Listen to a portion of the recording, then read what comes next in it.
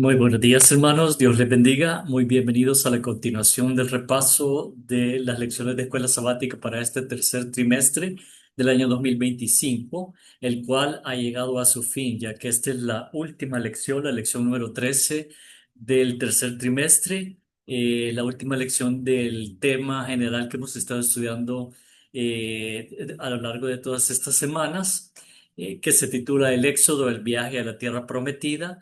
Y el autor de la lección, que es el doctor Jerzy Moscala, el decano de la Facultad de Teología de nuestra universidad insignia Andrews en Estados Unidos, en el estado de Michigan, el doctor Moscala lo llama el Evangelio según Éxodo. Y me parece muy apropiado porque la verdad es que son las buenas nuevas de la salvación y particularmente en esta lección estamos llegando al epílogo del libro de Éxodo, que es ese viaje hacia la Canaán terrenal, y concluye con unos versículos precisamente en el día jueves que vamos a cubrir ahora, que son el epílogo del viaje hacia la Canaán celestial, y ya cuando estaremos de nuevo acá en esta tierra reconstruida, recreada, que se convertirá en un nuevo Edén, y ahí veremos cómo entra en juego este tabernáculo de Dios con los hombres. Y de hecho ese es, digamos, todo el tema de este día jueves, 25 de septiembre, que se titula, la lección se titula simplemente El tabernáculo, la lección número 13, y este día jueves 25 de septiembre el título es Jesús habitó con la humanidad. Pero como siempre, hermanos, antes de ir adelante con el estudio de la palabra de Dios, los voy a invitar a que inclinemos el rostro reverentemente ahí donde nos encontramos y tengamos una oración. Padre nuestro que estás en los cielos, santificado sea tu nombre, Señor, te alabamos y te glorificamos. Señor, y te damos gracias porque hemos finalizado un nuevo trimestre y hemos estudiado tu palabra, el Éxodo, que narra precisamente el viaje desde la salida de la esclavitud en Egipto hacia la tierra prometida, la Canaán terrenal, y cómo tú guiaste a tu pueblo, lo cual es una proyección hacia el tiempo del fin, en el cual actualmente tú estás guiando a tu pueblo a través de tu Espíritu Santo, en este viaje hacia la Canaán celestial. Y realmente hemos encontrado muchos obstáculos en el camino y nosotros, al igual que el Israel literal, te hemos fallado constantemente a lo largo del camino, Señor, siendo rebeldes, siendo desobedientes, teniendo nuestros ídolos modernos, Señor, que nos apartan de ti, precisamente nos hacen transgredir los primeros mandamientos del decálogo que tú nos diste desde el principio de la creación, porque esta ley ha existido desde la eternidad y existirá por la eternidad, porque es un reflejo de tu carácter que es amor, misericordia, pero también es justicia. Gracias, Señor, por el maravilloso sacrificio de nuestro Señor Jesús, que realmente es el punto focal de toda la historia de la humanidad, porque ahí se encuentra un antes y un después. Y ahí se realza la gracia, porque la gracia siempre existió y precisamente fue demostrada a través del tabernáculo, donde tú mostraste todo el plan de la salvación, hasta que finalmente tú regreses, Señor Jesús, en las nubes de los cielos y vengas por tu pueblo para que podamos morar contigo por toda la eternidad. Te rogamos que podamos seguir perseverando en este viaje, este éxodo hacia la Canaán celestial, y que tú nos acompañes a través de tu Santo Espíritu, nos des las fuerzas, Señor, y nos permitas andar en tus caminos y hacer tu voluntad. Perdona nuestros pecados, quédate con nosotros, te lo rogamos en el dulce nombre de Cristo Jesús. Amén. Bien, hermanos, el Jesús habitó con la humanidad. ¿De qué se trata esto? Y el enfoque precisamente de este día es en el primer capítulo del Evangelio de Juan, el versículo número 14, uno de los versículos más bellos de la Biblia, que de hecho yo me lo puedo de memoria, me encanta. Sin embargo, antes de ir al versículo 14, vamos a ir al versículo 1, porque el Juan no tendría sentido el versículo 14 si no leemos primero el versículo 1, porque el versículo 1 precisamente eh, el idioma griego original nos da una indicación de quién era Jesús y este versículo ha sido demonizado por muchas otras denominaciones cristianas que arguyen que el Hijo no es igual al Padre, sino que el Hijo fue un ser creado. Y eso no es así, sino que la misma Biblia nos lo indica por mucho que quieran tratar de esconderlo y de cambiar sus versiones, porque cambian las versiones para hacer a un lado la verdad, pero lo cierto es que Jesús es el camino, la verdad y la vida. Y acá en Juan 1:1, el versículo es muy sencillo. En el principio era el verbo y esta palabra era logos. El logos para un griego, hablando griego clásico del primer siglo de la era cristiana e incluso antes de los siglos de oro de helenísticos, de la cultura helenística griega, entendería este logos como algo infinito, algo eterno, algo incomparable, incluso algo con capacidad creadora. La palabra, el verbo es la palabra, el logos. Y de hecho la palabra en la que yo quiero enfatizar no es precisamente logos, sino que en el principio era. La palabra original griega es simi lleva en sí, es una palabra tan sencilla, pero lleva en sí cuando leemos en la concordancia de Strong, que esa palabra era denota a alguien que ha sido por siempre, que ha sido por la eternidad, que ha tenido preexistencia.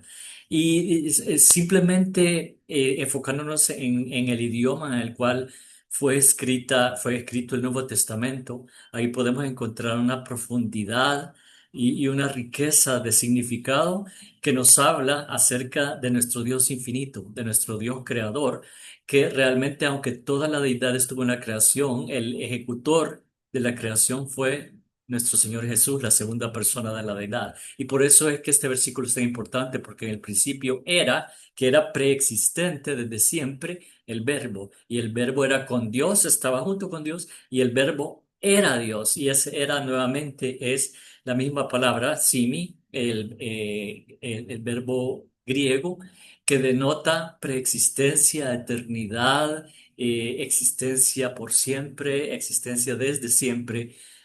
Así que nuestro Señor Jesús ha sido será eterno y realmente esa vida eterna es la que Él nos da a nosotros. Como dice también acá, y esta es la vida eterna, que te conozcan a ti, el único Dios verdadero. Eso fue parte del tema de la lección de la semana pasada. Moisés quería conocer a Dios, no quería solo saber acerca de Dios, sino que quería conocer a Dios, tener una relación personal e íntima con Él. Y eso es lo que nosotros debemos buscar, conocer a ese Dios verdadero y a Jesucristo, dice el versículo, a quien tú enviaste, le está diciendo Dios, a quien Él envió. Y precisamente ese a quien tú enviaste es lo que nos lleva al versículo 14, que es el que está acá. Y aquel verbo nuevamente es la palabra logos, fue hecho carne y habitó entre nosotros. Y vimos su gloria, gloria como del unigénito del Padre, lleno de gracia y de verdad. Aquí nuevamente hay otra palabra crucial y es la palabra habitó. Y ustedes posiblemente ya lo han escuchado, pero esto es muy adventista porque precisamente se refiere al tabernáculo y ese habitó es tabernaculizó. El tabernáculo era una tienda, era la tienda de la reunión donde se manifestaba la presencia de Dios en el lugar santísimo, en medio de los dos querubines, la gloria de Dios sobre el propiciatorio, que es el asiento de la misericordia, que estaba encima del arca, el arca del pacto donde adentro estaban las dos tablas de la ley. Entonces,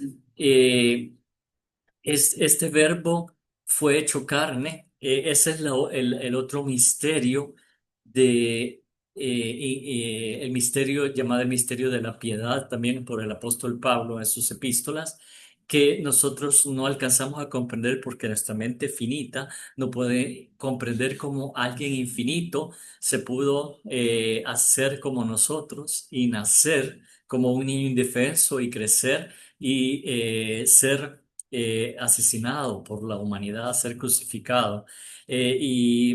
Cuando uno lee en los profetas del Antiguo Testamento, hay en el libro de Zacarías, que es uno de los últimos profetas menores, los llamados, pero son igual que los profetas mayores como Daniel, Isaías, Jeremías.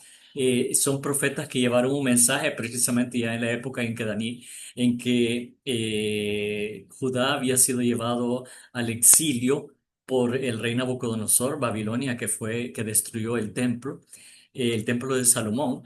Precisamente Zacarías escribió y tiene uno de los versículos más bellos, pero más tristes de toda la Biblia, que le preguntan y le dicen, ¿qué heridas son estas en tus manos? Y la persona responde, con ellas fui herido en casa de mis amigos. Jesús vino a los suyos. Jesús vino a nosotros, vino a toda la humanidad y vimos su gloria, habitó entre nosotros, se hizo humano y lo que hicimos fue herirlo, fue maltratarlo, fue destrozarlo, fue crucificarlo. Pero así estaba escrito que tenía que suceder. Pero el punto es que vino y condescendió en habitar con nosotros. Y gracias a ese hecho de que él montó su tienda, eso quiere decir habitó entre nosotros, porque para cualquier judío de qué época y pensando en los anteriores que habitaban en tiendas, como habitaron en el desierto en sus tiendas, Jesús tabernaculizó, puso su tienda entre nosotros, vivió como uno de nosotros. Y si ustedes se ponen a pensar, vivió no como un personaje rico a pesar de que es el dueño de todo el universo, y él lo hizo, sino que vino a nacer en una familia muy pobre. Y era tan pobre que cuando llevaron a Jesús a presentar al templo, cuando tenía los 8 días, que es cuando se llevaban a los niños al templo para la circuncisión, los ritos de la circuncisión y presentarlo ante los sacerdotes, el único sacrificio que los padres pudieron llevar era el sacrificio de la gente pobre, 2 tórtolas o 2 palominos, porque no tenían para comprar una oveja, un becerro, un carnero, una cabra, que es un macho cabrío, no tenían para comprarlo. Entonces Jesús vino a habitar como alguien exento de todos los bienes de esta vida y nos mostró cuál es la verdadera humildad, porque él siendo en forma de Dios no tuvo por usurpación ser igual a Dios, sino que se anonadó a sí mismo, dice el apóstol Pablo, y fue hecho obediente y obediente hasta la muerte y muerte de cruz. Entonces Jesús nos dio un ejemplo extraordinario de cómo nosotros debemos comportarnos, cuál debe ser nuestro nivel de humildad eh, aprender a vivir como Él vivió y a proyectarnos como Él se proyectó y a amar a los demás. Y Él incluso nos mandó a amar a nuestros enemigos, una de las cosas más difíciles de hacer y aprender a perdonar. Así que Él vino, habitó, montó su tienda entre nosotros y nos enseñó todas estas lecciones que si las pusiéramos en práctica en nuestras vidas, realmente ya hubiéramos alcanzado a quién sabe cuántos, pero muchas veces nuestro testimonio no concuerda con nuestras palabras. Y hermanos, finalmente, este tabernáculo, este santuario que Dios hizo que construyera porque Él quería habitar entre medio de nosotros, ahora ya no está acá en la tierra, se encuentra en el cielo y el lugar santísimo donde Jesús está ministrando. Vemos ahora que pronto, cuando Él regrese en las nubes de los cielos, va a suceder algo extraordinario. Vamos a ir a Apocalipsis 21 del 1 al 3. Del 1 al 3, que son los últimos versículos, oh, perdón, quiero ver, 22 es 21 del 1 al 3. Y vamos a leer, y dice acá, en la versión Reina Valera del 60, Apocalipsis 21 del 1 al 3. Perdón, esto, hermanos, es la tercera venida de Jesús. La primera venida fue cuando nació como un niño indefenso. Nació y creció, fue crucificado. La segunda venida es cuando venga como Rey de Reyes y Señor de Señores por todos los salvados para llevárselos a vivir con Él por 1000 años en el cielo. Y después de esos 1000 años es que sucede esto que vamos a leer exactamente. Cielo nuevo y tierra nueva, dice. Leo en el versículo 1, Apocalipsis 21:1. Vi un cielo nuevo y una tierra nueva, porque el primer cielo y la primera tierra pasaron, y el mar ya no existía más. Y yo, Juan, vi la santa ciudad, la nueva Jerusalén, descender del cielo de Dios, dispuesta como una esposa ataviada para su marido. Y oí una gran voz del cielo que decía, esto es lo crucial acá, hermanos, pongamos atención. He aquí el tabernáculo de Dios con los hombres, y Él morará con ellos, y ellos serán su pueblo, y Dios mismo estará con ellos como su Dios. Y vamos a leer, porque hay una parte muy importante más adelante que dice, eh, enjugará Dios todas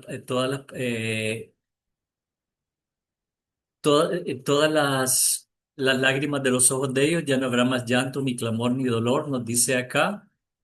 Pero el punto es que la Nueva Jerusalén ya no tendrá, no es un templo, porque Dios es el templo. Y Él será la iluminación de esta ciudad, y es una ciudad que tiene las mismas medidas, longitud, anchura y altura. Es un cubo, como lo era precisamente el lugar santísimo, y nuevamente es una referencia hacia el verdadero santuario que está en el cielo, pero ahora desciende la ciudad santa. Aquí está en el versículo 22, capítulo 21, versículo 22. Y dice, y no vi en ella templo, porque el Señor Dios Todopoderoso es el templo de ella y el Cordero.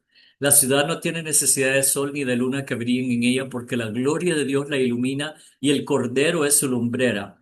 Y las naciones que hubieran sido salvas andarán a la luz de ella, y los reyes de la tierra traerán su gloria y honor a ella. Sus puertas nunca serán cerradas de día, pues allí no habrá noche.